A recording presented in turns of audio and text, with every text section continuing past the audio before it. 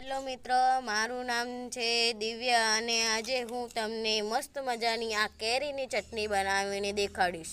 તો એટલે આપણે એક ડીશ ભરીને કેરી લીધી છે. હવે આ બધી કેરીને ધોઈ દેશું પાણીમાં.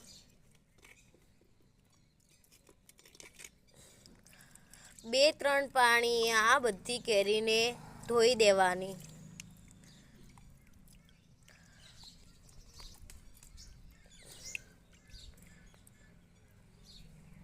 હવે આ બધી કેરીને ધોયા પછી બધી પાછી ડીશમાં કાઢી દેવાની.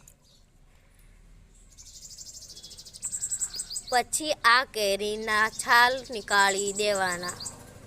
અહીં આ કેરીના છાલ નીકાળી દીધા છે અને આવી રીતે ટુકડા કરી દીધા છે.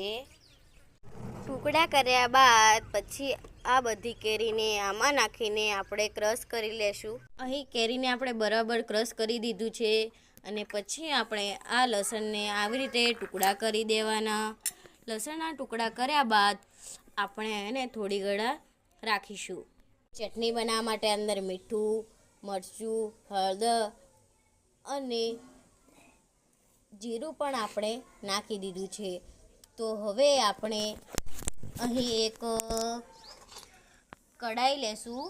તે કઢાઈને આપણે અંદર તેલ અને જીરું નાખીને આપણે તેને થોડી વાર ગેસ પર ચડાવી રાખીશું અને પછી આપણે તે તેલ ગરમ થયા પછી આપણે આ કેરીમાં નાખી દેવાનું. બધા મસાલાને આપણે હવે મિક્સ કરી દઈશું.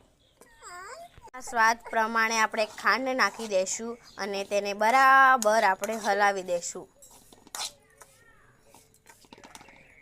લીધું છે તે તપેલામાં આપણે તેલ ગરમ થઈ ગયા બાદ આપણે અંદર રાઈ નાખી દઈશું. રાઈ નાખ્યા પછી આપણે અંદર લસણ નાખી દઈશું. જ્યાં સુધી લસણ સોનેરી રંગ નહીં લાવે ત્યાં સુધી આપણે તેને રાખીશું. તમે જોઈ શકો છો અહીંયા સોનેરી રંગ થઈ ગયો છે.